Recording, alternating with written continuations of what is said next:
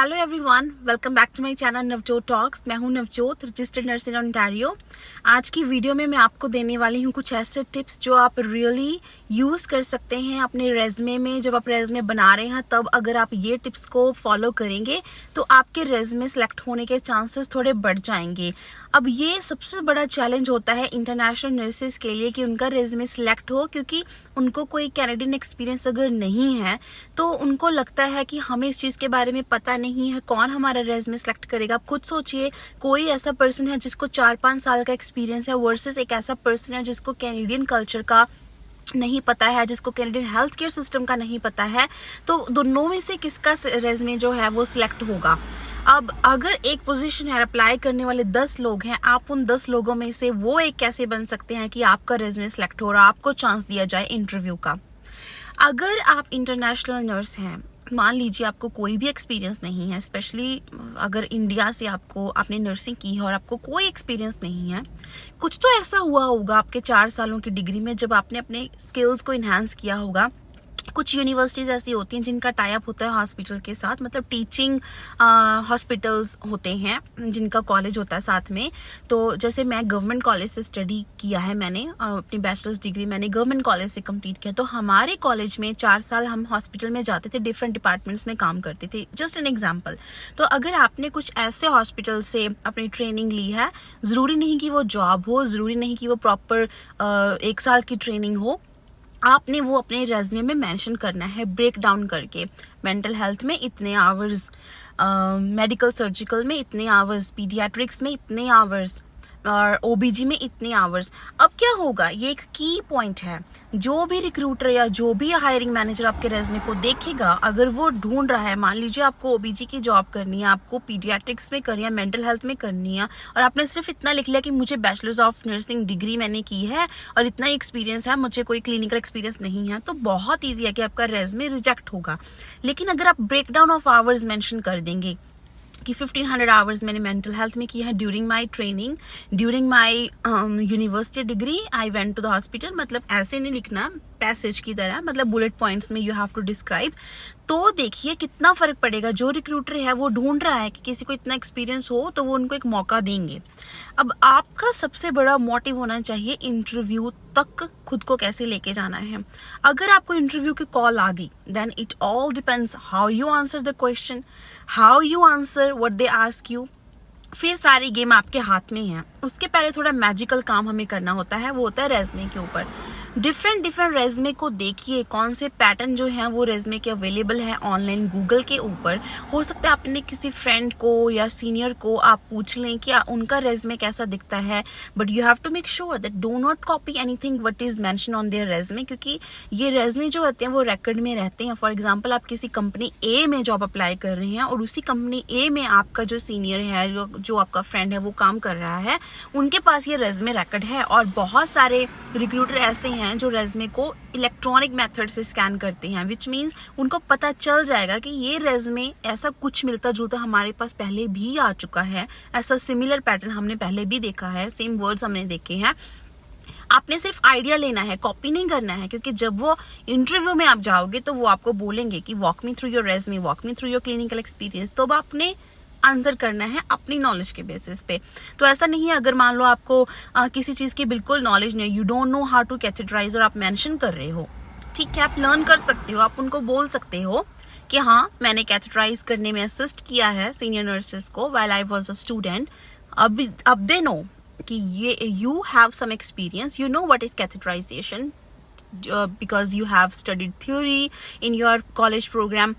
अब आपने थोड़ा सा प्रैक्टिकली शो करना है कि हाँ मैंने असिस्ट किया है, मुझे सम आइडिया है कि मैंने ऐसे कैथेटराइज किया है या नर्सेस ने ऐसे कैथेटराइज किया है।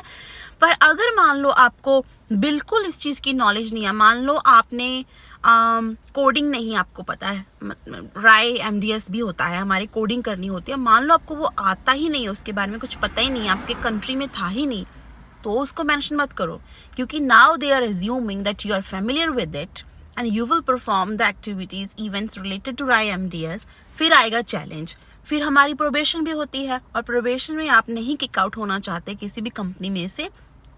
सो रेज्यूमे बिल्डिंग में आपने मेक श्योर करना है कि आप उनको बताओ ज़रूर कि इतने सालों के एक्सपीरियंस में मैंने ये सब चीज़ें लर्न किया, मुझे कुछ आइडिया है कि ये सब चीज़ें कैसे वर्क करती हैं। Now they will give you an opportunity.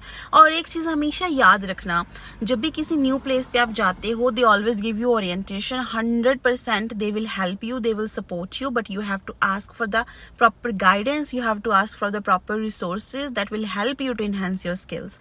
Assume नहीं करके चलना है कि उनको ये पता होगा कि आपको चीज़ें नहीं आती हैं। How much they know about you? They have never seen you, they have not worked with you, so it's challenging for you as well as challenging for them, so it's like a teamwork that you have to do.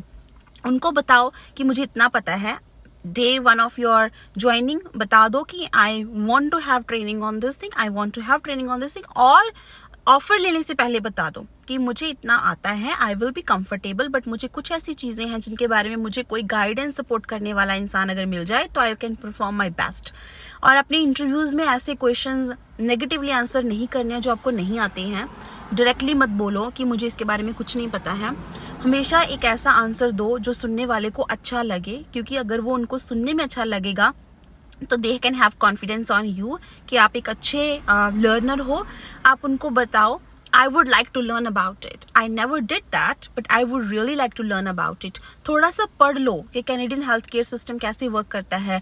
CNO की site पे जाओ, website के ऊपर इतना कुछ mention है। Best practice guidelines को follow कर सकते हो आप, बेस्ट प्रैक्टिस गाइडलाइंस के बारे में लर्न करो।